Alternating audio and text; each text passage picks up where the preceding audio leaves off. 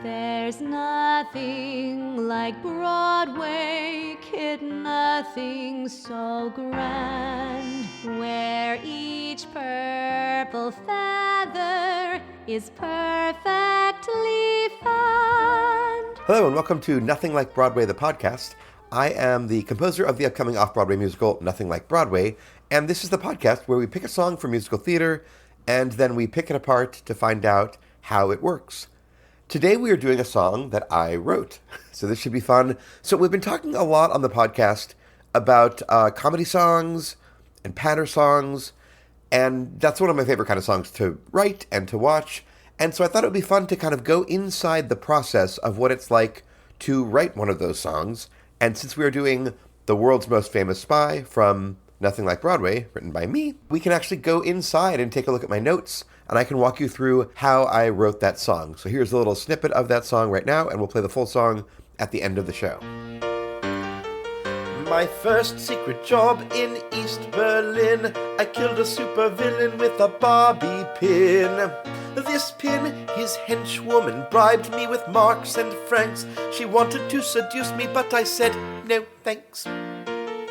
She aimed a laser at my eye, then said, hey, aren't you the world's most famous spy? I said, give up your life of crime. He said, give up your life of crime. And so she did, and that's why I'm the most famous spy in the world.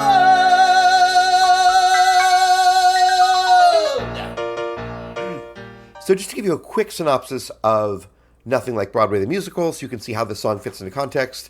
Our main character is Milo, the schlubby lighting booth guy in a teeny tiny rundown off-Broadway theater. He dreams to sing on that stage and to save the world, and the show is about what happens when two rival super spies, a sort of doofy British James Bond-y goofball spy and a villainous Russian spy woman, both decide independently from each other to hide out in the theater from each other, posing as cabaret singers. And so this is the introduction song for Bixby, who is the British spy who is posing as a cabaret singer. And one of the conceits that we have going on in the show is that the theater where they are hiding out, for legal rights reasons, they can only be performing original songs. So this is a song that Bixby, the bumbling British handsome super spy guy, has had commissioned. And part of the joke of this is he's there hiding the fact that he's a spy, right? He's pretending like he is just a cabaret singer. And so he has this original song that he had commissioned, but the song is all about him being a spy. So that already is sort of, it's not a great choice if you're trying to hide that you're a spy, singing a song about how you are a spy. And so that's basically it. The song is about the third or fourth song in, depending on how we actually end sort of the final rewrites of the show. But it's very early on. It is very much like in the Gilbert Sullivan tradition of when a new character comes on, he's like, this is an I am song. Like we all know about I want songs, like Somewhere That's Green or Part of Your World, right? Where the main character has what they're yearning for. This is usually a secondary character or a comedic character or sometimes a villainous character has an I am song. And that is what this is. This is Bixby's I am song. So that was where I was. I had the whole show plotted out, and I knew what this character was like when I started to write this. And so I have my actual notes that I can look back on to see where I was, where my head was when I was sitting down to begin the process of writing this song. And so there's a lot of me asking myself questions in these notes. So now I'm just going to look at my notes. So is this about each verse him fighting a different villain, or is that too limiting? Is it about how he gets recruited and then some adventures of his? Maybe there's a bridge about how he's lonely as a spy. Watch a whole bunch of old James Bond films, which I did. I went back and watched a ton of old James Bond films to kind of get inspired.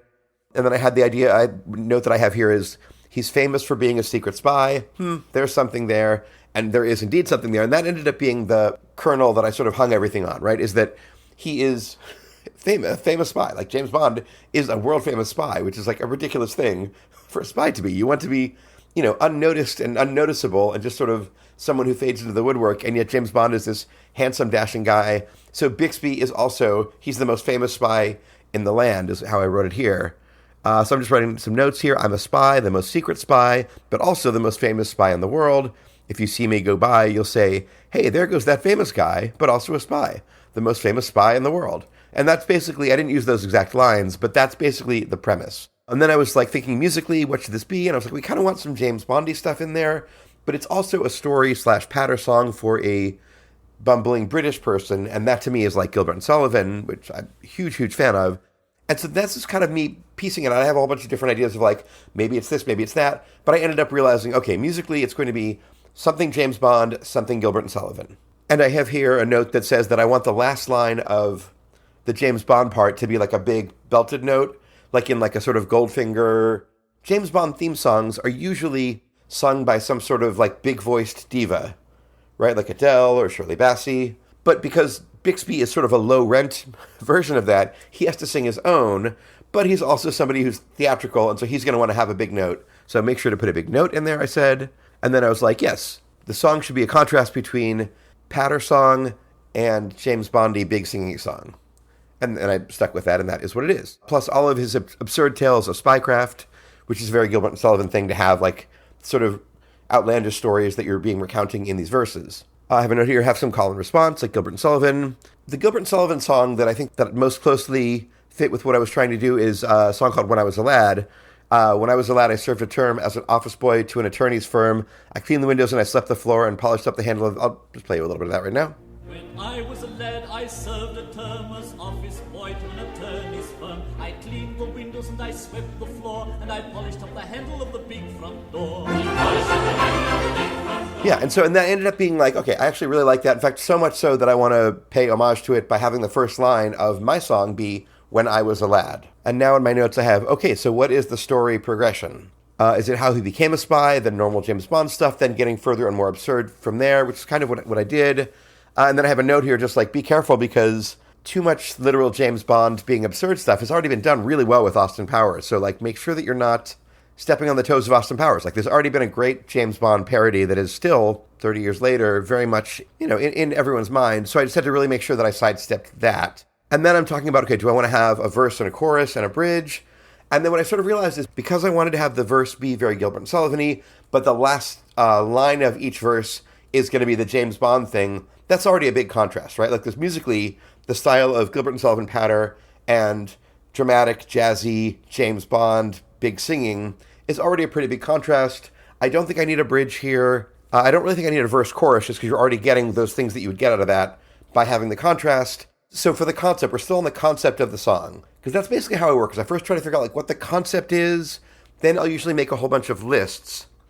And I'll just basically try to plan and make lists and lists and lists until, like, I basically try not to write the song for as long as I possibly can.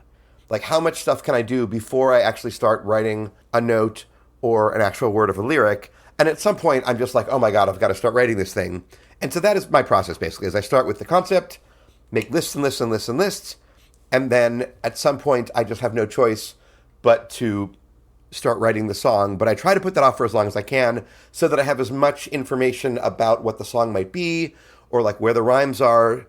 So let's go through that. So the things that I have to accomplish in this song are about this character. What's the character like? He's sort of goofy, sweet, he's overly eager, he's worldly. When you're watching the show, you assume that the romance is going to be between Bixby, the British spy, and Kishka, the female Russian spy. But what I wanted to do was to sort of subtly set up the fact that the actual romance is going to be between the handsome British spy and the schlubby lighting booth guy.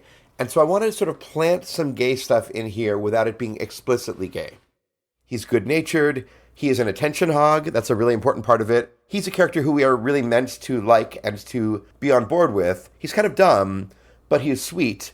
But he is like an attention hog. Like, he wants the credit for all this stuff. And so there's the push-pull of him wanting to be really famous, but also wanting to be like really good at his job. He's probably a little bit of an unreliable narrator. Like, he's telling the story so that he comes out looking good or looking cool in his mind.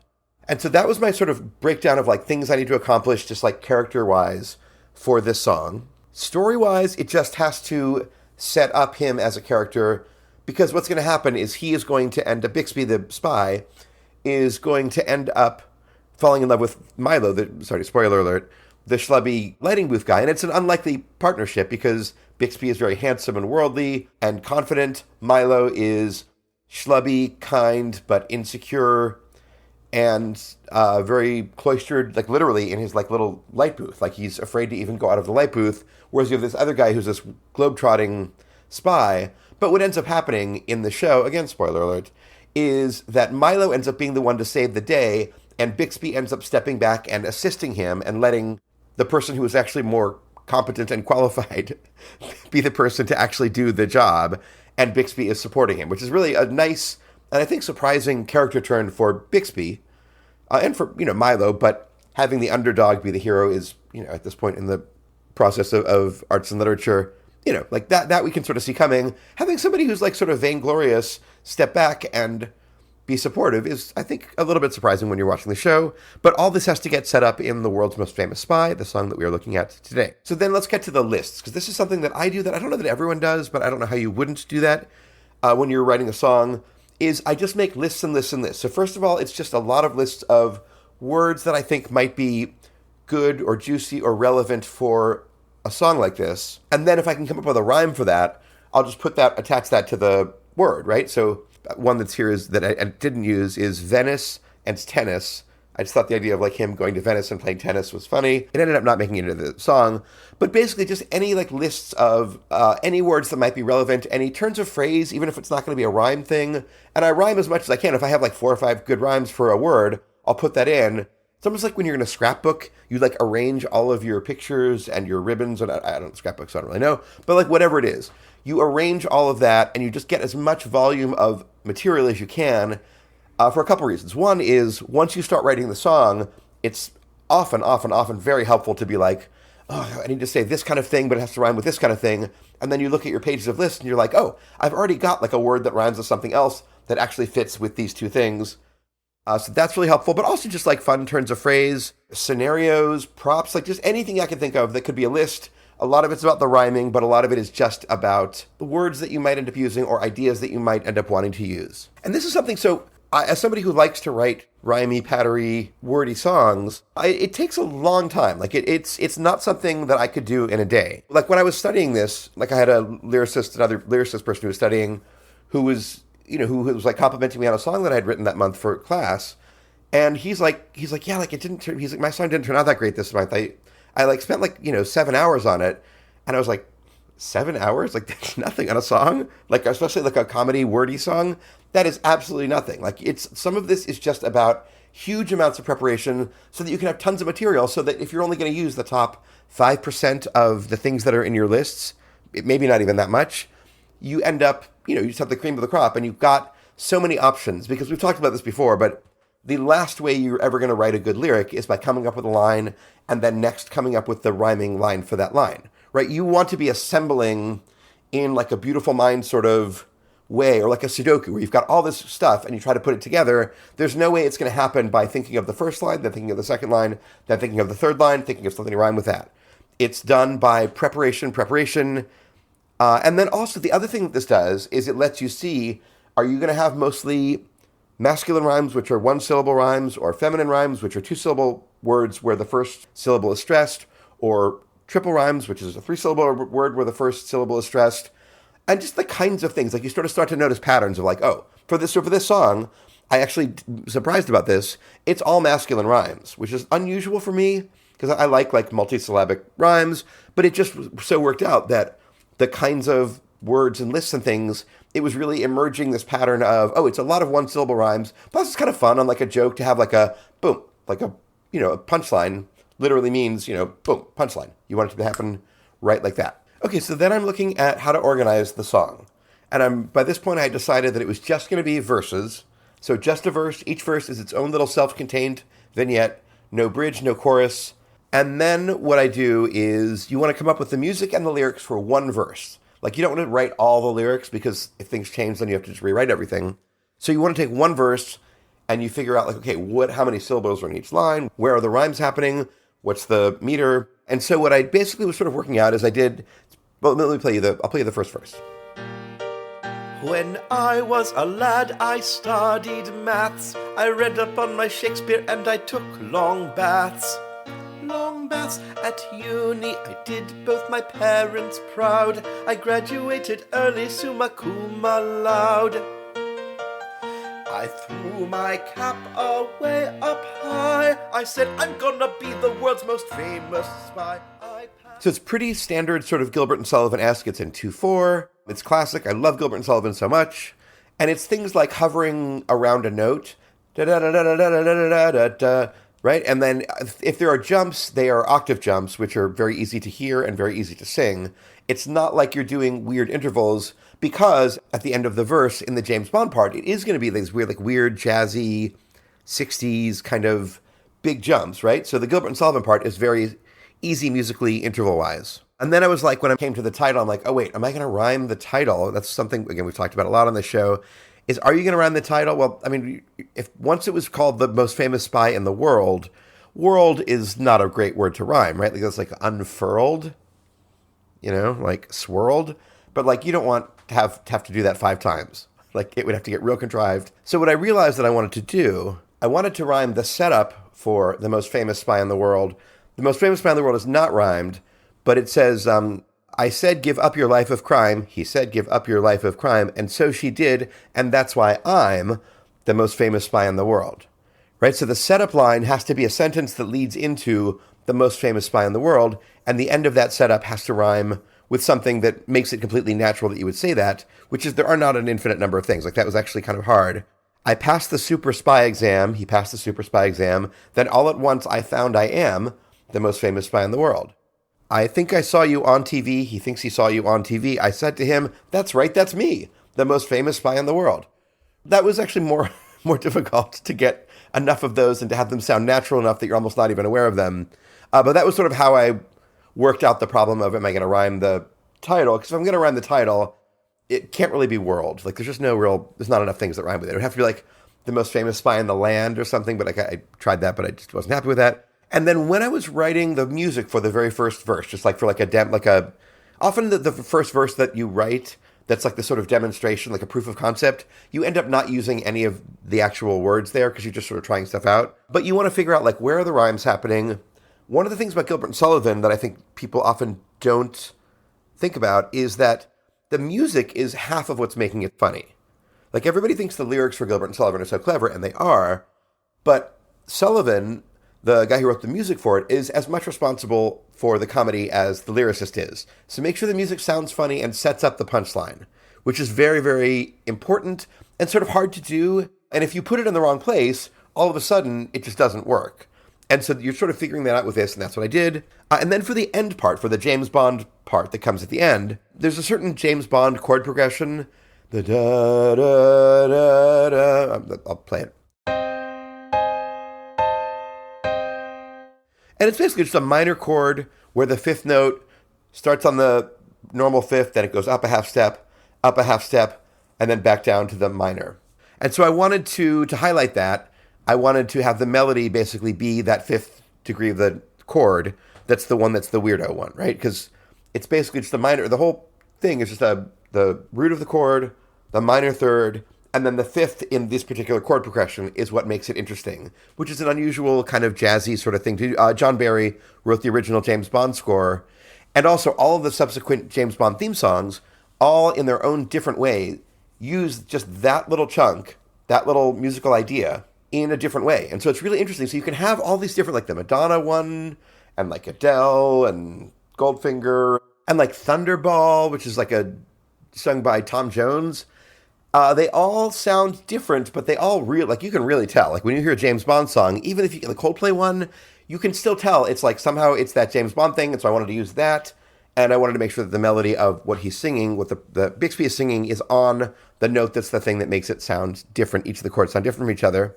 And then I just really like the in the world. I wanted that to be like a big like Goldfinger, where it's like a big unexpected sort of note that sounds like a jazzy like trumpet or something, like that sort of 60s feel to it. And also like I wanted Bixby to be a little bit of a diva, like with a big exciting note, because also that's just so opposite of what Gilbert and Sullivan is. Like Gilbert and Sullivan's not about big diva notes, but James Bond songs are, and Bixby is a little bit of Gilbert and Sullivan, a little bit of James Bond. So I wanted him to have his big diva note, and also there's something a little bit unseemly about having to be your own theme song singer, you know what I mean? Like your own person who's like supporting, most of the songs are about like how cool James Bond is or how bad the villain is. And Bixby has to do his own thing, almost like a drag number of a song like that for himself. So I thought that contrast was funny. Okay, so let's take a look at the second verse. So like I said, I wanted each verse to be self-contained, like a little vignette, a little story. And so my first secret job in East Berlin, I killed a supervillain with a bobby pin. This pin, he takes a pin out of his hair, which is sort of a funny moment where he's like this like handsome guy in a tux, happens to have like an extra bobby pin in his hair, just in case, which is like a funny little theater queen sort of thing to do. His henchwoman bribed me with marks and francs. She wanted to seduce me, but I said, no, thanks. Which is, another like little subtle nod to him both thinking that he is like the most moral guy in the world, but also he's like young, doesn't quite realize he's gay or closeted gay person who, the idea of like a James Bond, a super sexy James Bond villainess seducing him, and he thinks that he's just being like, no, thank you. But he's actually gay, so he wouldn't want to do that anyways. But he still, even at this point, is retelling the story with the attitude of like, look how upstanding I am. It's like when you have like the kids who like take like the virgin promise, and like there's a kid who you can kind of tell who's like on the news talking about it, and he's like clearly probably gay, and he's like, I'm not going to sleep with any girls until we're married. And it's just like, oh, buddy, oh, like, oh, God, and like your heart goes out to them because you're like, ooh, you got some stuff to figure out. But also, like, it's funny that you're, like, claiming this moral superiority to this thing that you actually don't really deep down want. Sorry for anyone who's listening who's going through that.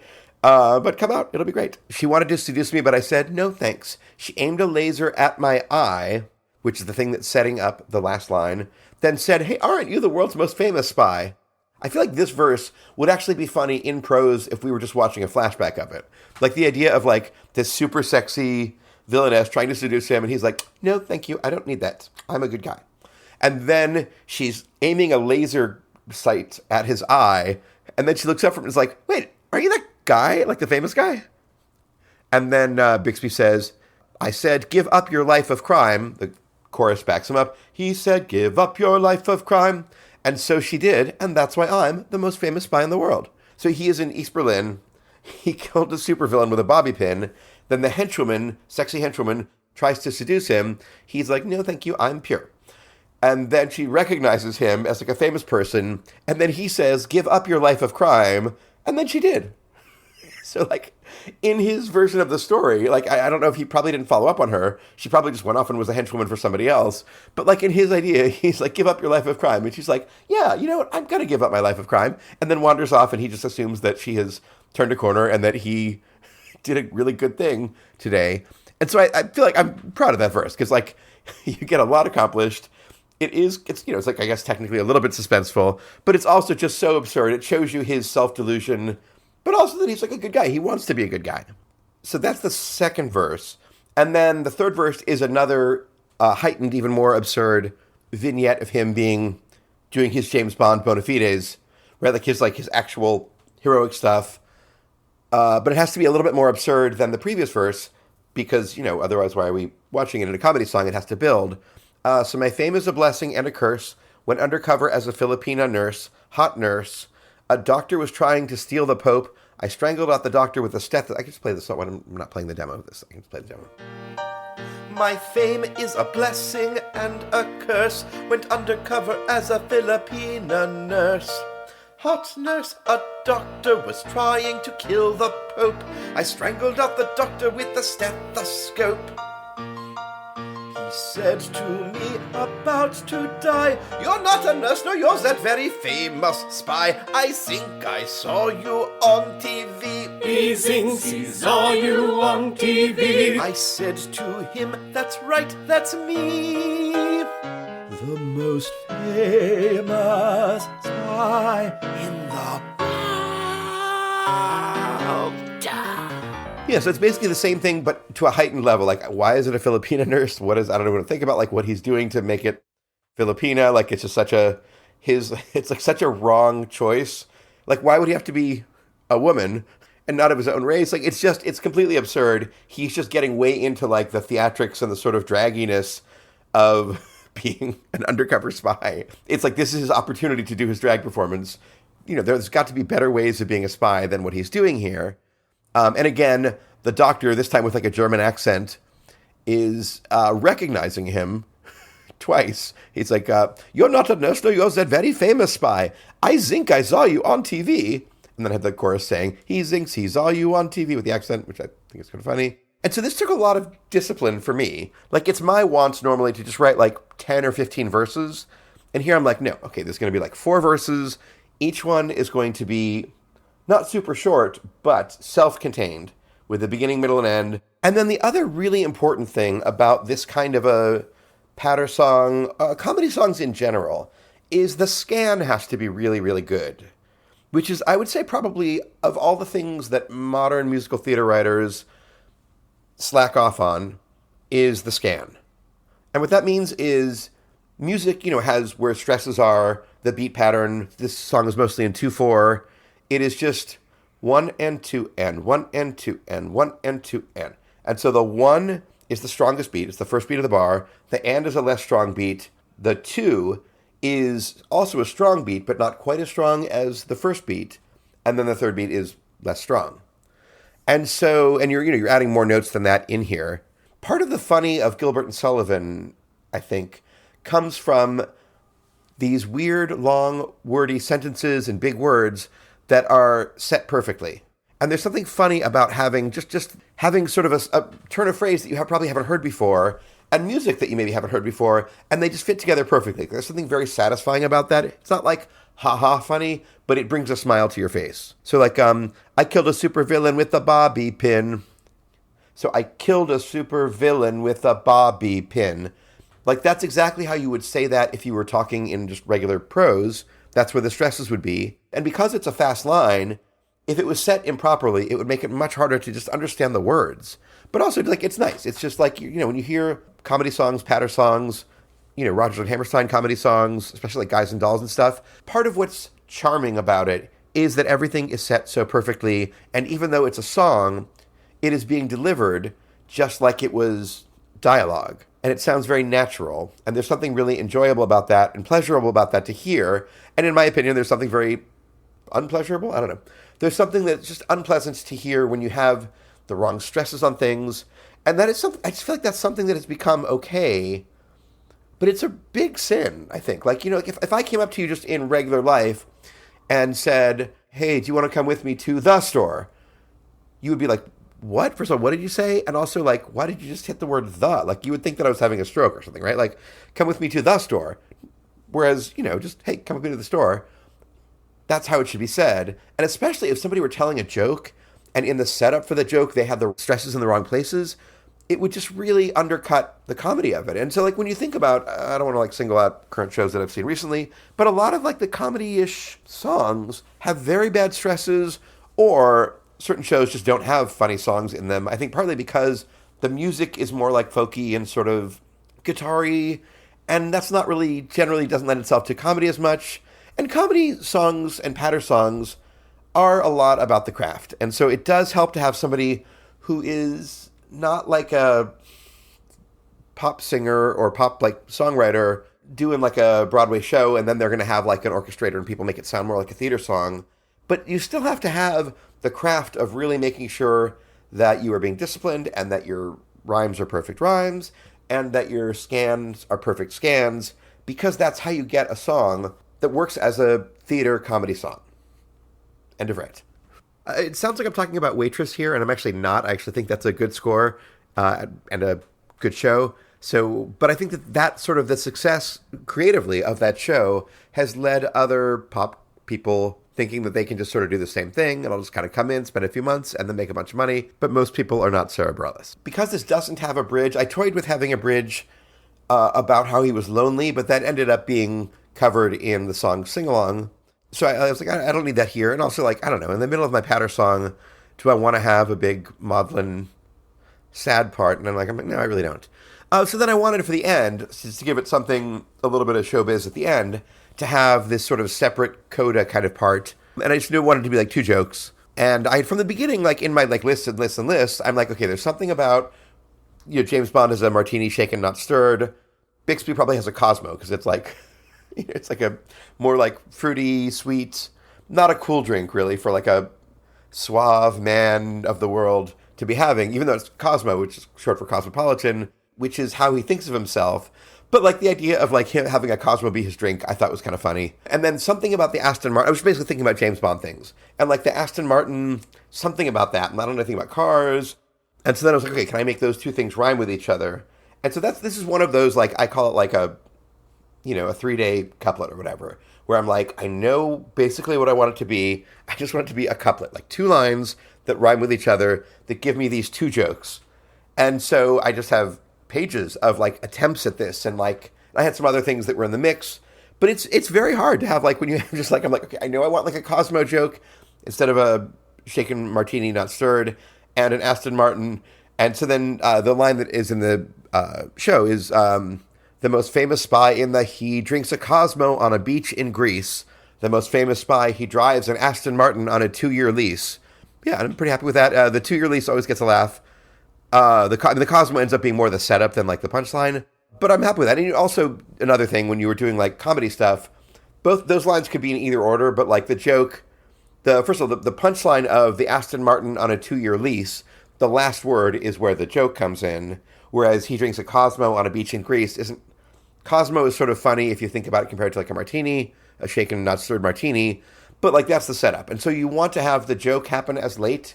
You want it to happen on the last beat if you can. And so that's why those were in those order. Is Cosmo on a beach in Greece is the setup. It's a little bit of a joke, but it's more just like a setup. And then he drives an Aston Martin on a 2-year lease. There's the joke. The most famous spy in the world. It was a fun time to write because it was sort of straightforward in that I kind of knew what I wanted it to be. I kind of knew that it would play pretty well. Like there's some songs in the show, and some, mostly songs that are not in the show anymore, that like I was like, oh, I think this might be cool, but then it just didn't play in front of an audience. This is one that I kind of knew, and I kind of know this is in my wheelhouse. And once I came up with the Bond versus Gilbert Sullivan, I was like, oh yeah, this is right down the middle for me. Like I love Gilbert and Sullivan, and then I love like a character who is deluding himself, but is really confident. Like it's all fun. And so this is a song that I really enjoyed the writing process of. I think I was pretty disciplined for me about it. And I'm happy with the way it turned out. And it basically is fun. It's a fun song to perform. It's a fun song to watch perform. Yeah, it worked out the way that I had intended it to, which is not always the case. But this one is. It was a lot of, when I was in the struggle, and you can see in some of my notes, it's like, oh, why is this so hard? But it's like, it's just that it's the sort of normal birthing process of a song. The world's most famous spy from Nothing Like Broadway, which is going to be off-Broadway in 2025. Please follow us at Nothing Like Broadway on Instagram. You can search for us on Facebook. Please email us for, song suggestions, or if there's something on one of the shows that I got wrong, or you have advice on how to make the show better, or whatever. nothinglikeBroadway@gmail.com. And here is me singing the rough demo of The World's Most Famous Spy from Nothing Like Broadway, written by me.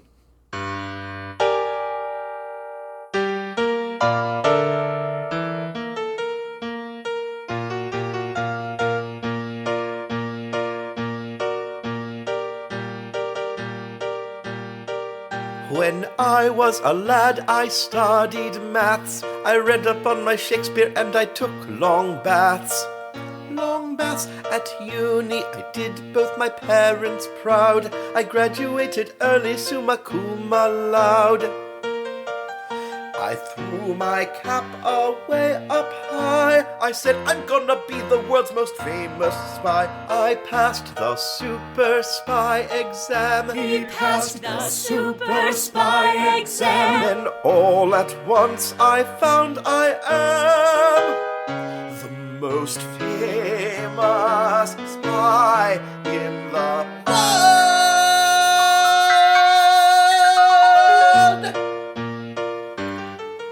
My first secret job in East Berlin, I killed a supervillain with a Barbie pin. This pin, his henchwoman, bribed me with marks and francs. She wanted to seduce me, but I said, no thanks.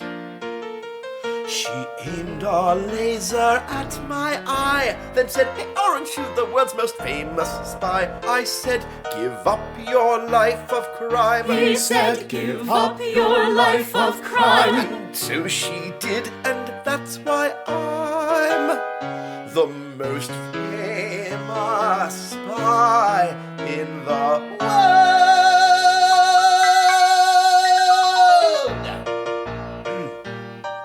My fame is a blessing and a curse. Went undercover as a Filipina nurse. Hot nurse, a doctor was trying to kill the Pope. I strangled out the doctor with the stethoscope. He said to me, about to die, "You're not a nurse, no, you're that very famous spy. I think I saw you on TV." He thinks he saw you on TV. I said to him, "That's right, that's me. The most famous spy in the world."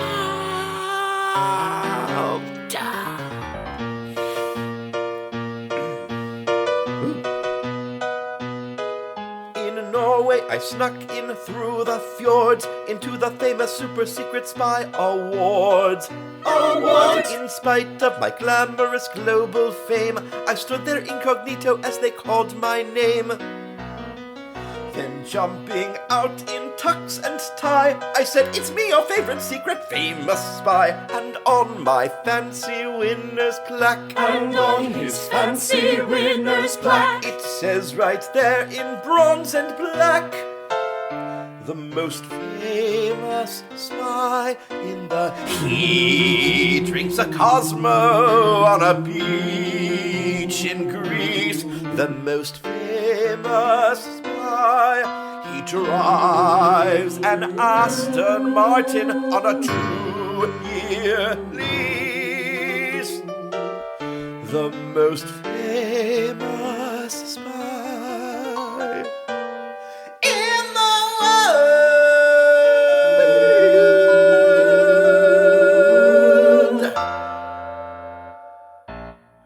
Now, where did I put my keys?